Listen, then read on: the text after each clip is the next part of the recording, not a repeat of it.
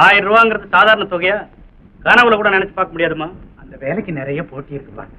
முன்னுக்கு வர வேண்டியிருந்த நல்ல சந்தர்ப்பத்தை இழக்க வேண்டி இருக்குமேன்னு தான் நான் யோசனை பண்றேன். ஏய் சின்னையா, இப்படி ஆளாளுக்கு மாத்தி மாத்தி பேசி என்னடா பிரயோஜனம்? இந்த 22 வருஷ சர்வீஸ்ல ஒழுங்கான நேர்மையான யோக்கியமான போலீஸ்காரன் பேர் எடுத்தவன்டா நானு. இன்னைக்கும் பெரிய பெரிய அதிகாரிகள்லாம் போலீஸ் குமாரசாமின்னா மரியாதை கொடுக்குறாங்க. ஏன் இது வரைக்கும் ஒருத்தன் தயவுக்காக காத்து கிடந்ததில்ல, யார்கிட்டையும் கடன் கேட்டதில்லை, காரணா லஞ்சம் வாங்கினதில்லை, கால் கப்பு காப்பி கூட ஓசல் குடிச்சது இல்லடா. நான் சட்டத்துக்கு மாத்திரம் பயந்து வாழ்றவன், மனச்சாட்சிக்கும் பயந்து வாழ்றேன். அதனாலதான் நம்ம குடும்பம் சோத்துக்கு திண்டாடாம இவ்வளவு கௌரவமா வாழ்ந்துகிட்டு இருக்கு. இந்த காப்பியை கொண்டா. ஏதாவது கேட்ட இப்படி லெக்சர் அடிச்சு எங்க வாயை கட்டிடுங்க. அம்மா, அப்பா தான் எல்லாத்தையும் சொல்லிட்டாரு, அவரை ஏமா தொந்தரவு செய்றீங்க? அப்பா ஏமா வந்து நீங்க உத்தரவு கொடுத்தீங்கன்னா என் நகையெல்லாம் வித்து அண்ணனுக்கு பணம் கட்டிடலாம்ப்பா. இவ்வளவு வித்தாலும் 500 ரூபாய் தேராதுமா. ஏதோ கடவுள் புண்ணியத்துல அவனுக்கு ஒர்க் ஷாப்ல 120 ரூபாய் சம்பளம் கொடுக்குறாங்க. கொடுப்பு நடந்ததுன்னா வேலை தானா வந்துட்டு போகுது. ஏய் வேடா எப்படி? நான் அவனுக்கு பணம் கட்ட முடியலையேன்னு வருத்தமா இருக்க? அதெல்லாம் ஒண்ணும் இல்லப்பா. நம்ம குடும்பத்து நிலைமை எனக்கு தெரியாதா என்ன? நீ தாண்டா பொறுப்பான புள்ள. அமிர்தா, எனக்கு டியூட்டிக்கு நேரம் ஆச்சு, நான் வரேம்மா. சரிப்பா.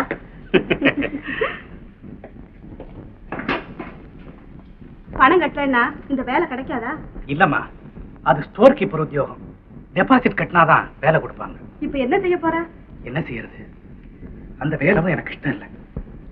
பணம் கிடைக்க ஒரே ஒரு வழிதான் இருக்கு. என்னன்னா? என்னோட படிச்ச பணக்கார சிநேகிதம் ஒருத்தர் இருக்கான். கடைசி முயற்சியா அவங்கிட்ட தான் கடன் கேட்க போறேன். ஹலோ சின்னையா, ஏது ரொம்ப ஆச்சரியமா இருக்கு. எங்க எவ்வளவு தூரம்? ஒண்ணு இல்லை, ஆபீஸ்ல ப்ரமோஷனுக்காக டிபாசிட் கட்டணும். அதுக்காக 1000 ரூபாய் தேவை. அவ்வளவுதானே? அதை நான் எப்படியா மேனேஜ் பண்ணி தரேன். ஏற்கா கார்லையா? நான் எதுக்கு பாரு, நம்ம 2 பேரும் மீட் பண்ணி ரொம்ப நாள் ஆகுது. இன்னைக்கு பூரா நீ என்னோட தான் இருக்கணும். ஓகே சரி.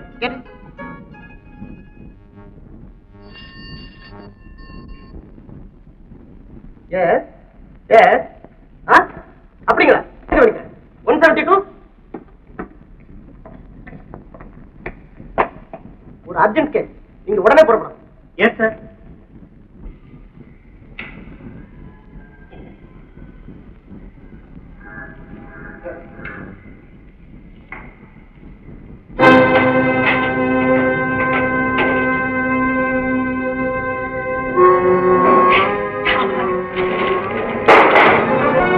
யாரும் இந்த இடத்தை விட்டு நகர வேண்டாம்.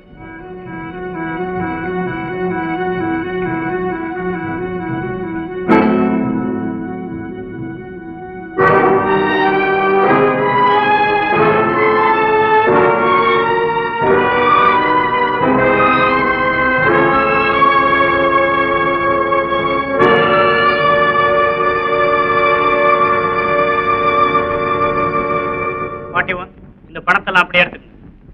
நான் உங்களை கைது செய்ய வந்திருக்கேன். சார், நாங்க சும்மா இப்படி தமாஷா விளையாடிட்டு இருந்தோம் சார். விளக்கம் எதுவும் தேவையில்லை, நான் என் கடமையை செய்றேன். நீங்க ஏதாவது சொல்லிக்க வேண்டியிருந்தா ஸ்டேட்ல வந்து சொல்லுங்க. எல்லாம் கௌரவமான குடும்பத்தை சேர்ந்தவங்க இப்படி எல்லாம் செய்யறது கொஞ்சம் கூட நல்லது. நாங்க ஏதோ விளையாட்டா ஆடணும். நாங்க செய்தது தப்புதான். இந்த ஒரு தடவை எங்களை வான் பண்ணி விட்டுருங்க.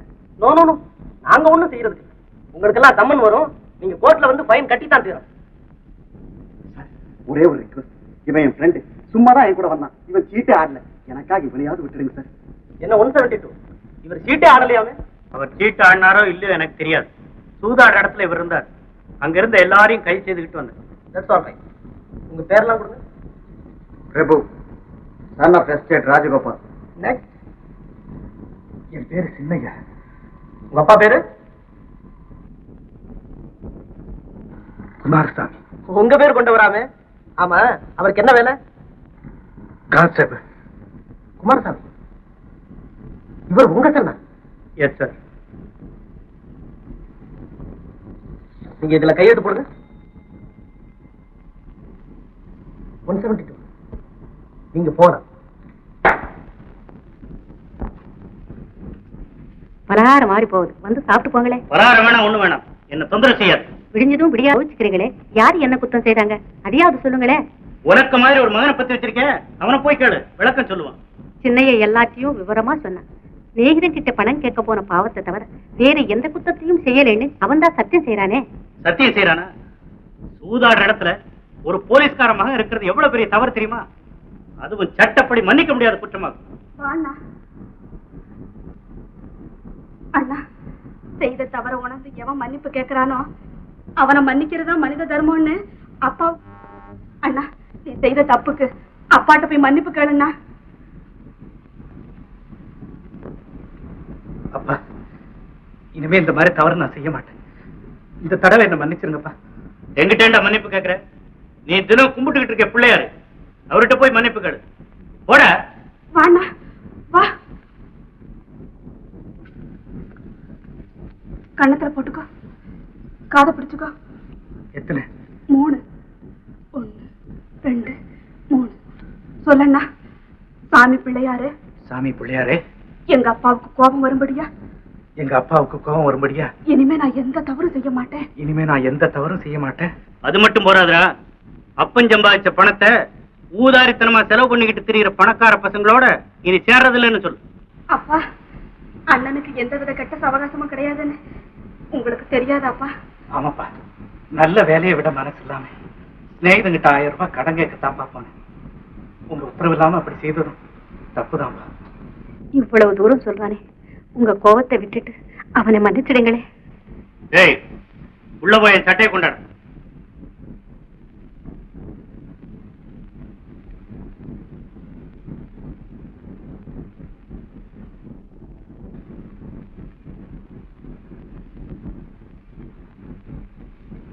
என்னடா 1000 ரூபாய்? அப்பா, ஏண்டா ஆச்சரியமா இருக்க? நீ முன்னுக்கு வரணும், சந்தோஷமா இருக்கணும்னு உங்க அப்பனுக்கு ஆசை இருக்குண்டா. ஆமா, நேத்து பணமே இல்லைன்னு சொன்னீங்க, இன்னைக்கு மட்டும் ஏது பணம்? ஏன் இப்படி பாக்குற? உன் புருஷன் ஒரு யோகியமான போலீஸ்கார். இதுவரைக்கும் ஒரு மேலதிகாரி கூட உன்ன மாதிரி என்ன இப்படி சந்தேகத்தோட பார்த்தது. பேசாம இருங்க, நான் ஒன்னும் சந்தேகத்தோட பார்க்கல. பணம் ஏதுன்னு தான் கேட்டேன். இன்சூரன்ஸ் பாலிசி அடமானம் வச்சு 1000 ரூபாய் வாங்கிட்டு வந்து. அப்பா, உங்க பெருந்தன்மை என்னால மறக்கவே முடியாதுப்பா. ஏண்டா, எனக்கு சர்டிபிகேட் நீ கொடுக்குறியா? உட பைத்தியக்கார. இது பாரு, இனிமே யார்கிட்டயும் பணம் கடன் கேட்காத. அப்படி எவனாவது கொடுத்தாலும் வாங்காது. இன்னும் பலகாரம் ஆறுதுன்னு சொல்லிட்டு இங்க நிக்கிறேன். வாங்க. ஜானகி, அண்ணா, என்ன இருந்தாலும் அப்பான்னா அப்பாதான் இல்ல. அதே என்ன வேணும்? ஐயா, எனக்கு ஒண்ணு வேணாங்க. நான் வந்ததே வேற. இங்க யாருங்க சின்னையா? நான் தான். எப்படிங்க நம்புறது? இது நல்லா இருக்கு. எங்க வீட்டுக்குள்ளே வந்துட்டு எங்களையே நம்ப மாட்டேங்கிறீங்க. ஐயா, அது இல்லம்மா, எங்க முதலாளி இருக்காரு, அவர் இந்த காகிதத்தை சின்னையாங்கிறவன் நேர்ல பார்த்து கொடுத்துட்டு வர சொன்னாரு. அதான் சொன்னேன். சொல்லப்படாதா? அது சரி, உங்க முதலாளி யாரு? பிரபு. ஓ, நீ அவங்க வீட்டு வேலைக்காரனா? அவரெல்லாம் என்கிட்ட முதலாளியா இருக்கிறாரு. அத பத்தி எல்லாம் உங்களுக்கு எதுக்குங்க? இதை பாருங்க, நான் ரொம்ப சுறுசுறுப்பான ஆளு. என்ன நிக்க வைக்காதீங்க, இதை பிடிங்க. வர்றேம்மா.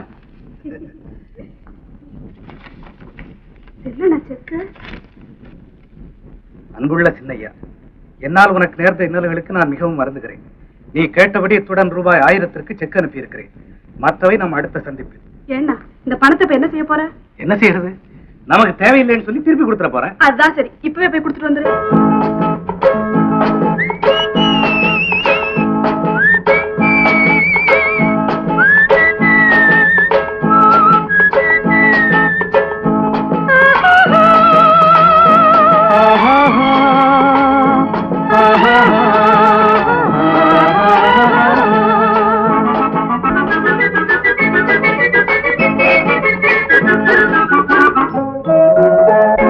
ஆண்டொன்று போனால் வயதொன்று போகும், அதற்கு முன்னாலே வா வா வா வா. ஆண்டொன்று போனால் வயதொன்று போகும், அதற்கு முன்னாலே வா வா வா வா. அழகுடன் இளமை தொடர்ந்து வராது, இருக்கின்ற போதே வா வா வா. ஆண்டொன்று போனால் வயதொன்று போகும், அதற்கு முன்னாலே வா வா வா.